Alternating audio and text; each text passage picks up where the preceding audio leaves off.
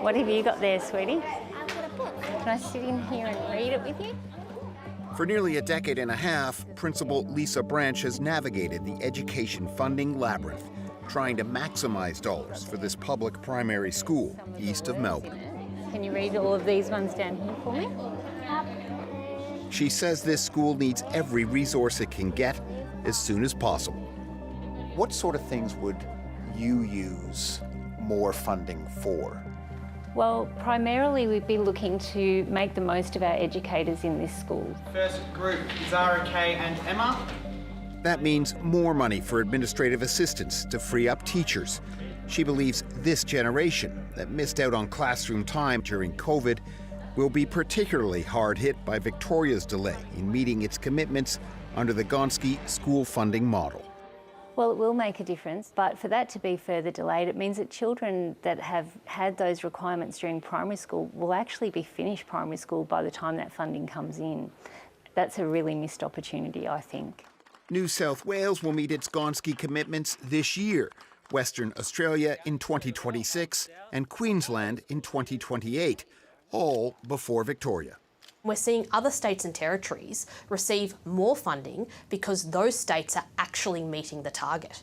Victoria has the lowest funded public schools per student in the nation. The Gonski report was delivered 14 years ago, with hopes it was the start of a new era in funding, especially for public schools. I truly believe that this report offers an opportunity to embrace change and to do something that will transform our schooling system for the better.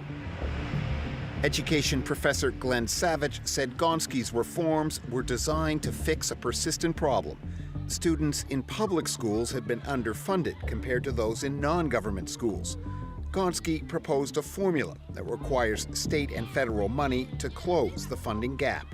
So the short story here is that young people from lower socioeconomic backgrounds, young people from remote schools, or young people in areas with other educational needs are not doing as well when it comes to all the key measures.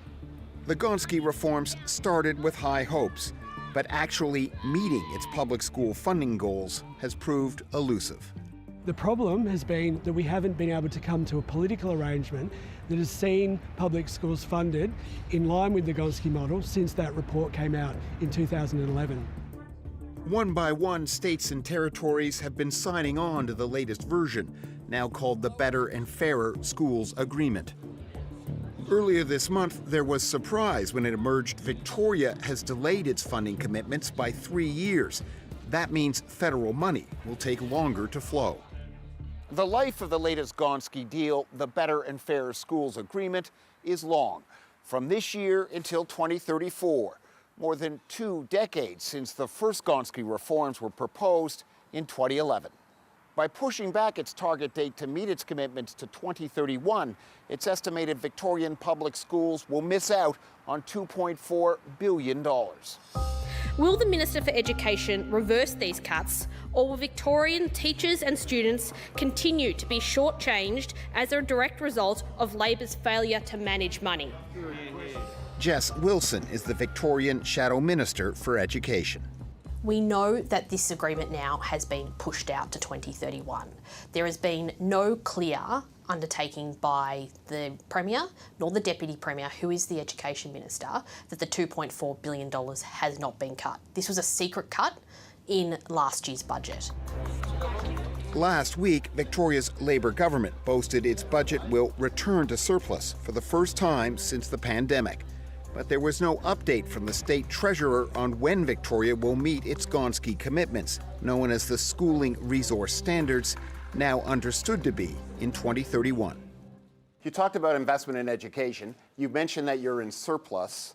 Have you thought about moving up the Schooling Resource Standards target so families aren't waiting, say, 6 years longer than New South Wales? Look, what you have identified is the government's commitment under the Gonski agreement to fund public schools for 75%, with the Commonwealth being 25%. That commitment is strong. We have committed to doing that within the life of the agreement. Hello. Victoria's Minister for Education declined an on-camera interview. Ben Carroll denies there have been cuts to school funding and says Victoria has the largest school building program in the country. He reiterated the state will meet its commitments within the time frame of the latest deal.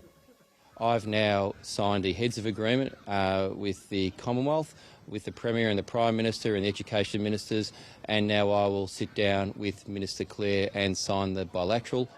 A spokesperson for the Federal Education Minister, Jason Clare, told 730 negotiations are ongoing. Glenn Savage says Victoria's decision to meet its funding commitment in 2031 will have consequences.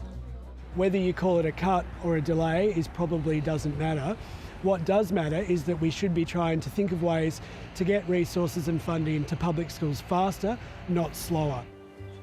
Megan Zeno and her daughter Madeline know firsthand what a difference supports can make. In the past, sometimes Madeline felt anxious at school drop-off. She got help from group therapy sessions at school. It does have a huge impact. I feel that when the kids feel supported, they do better in the classroom. So if you've got cross-country ordeal in front of you, can I just get a picture of hands? There are numerous supports at this primary school to help students, but without full funding under the Gonski model, some kids still miss out. Victoria's delay to its commitments mean that will continue longer.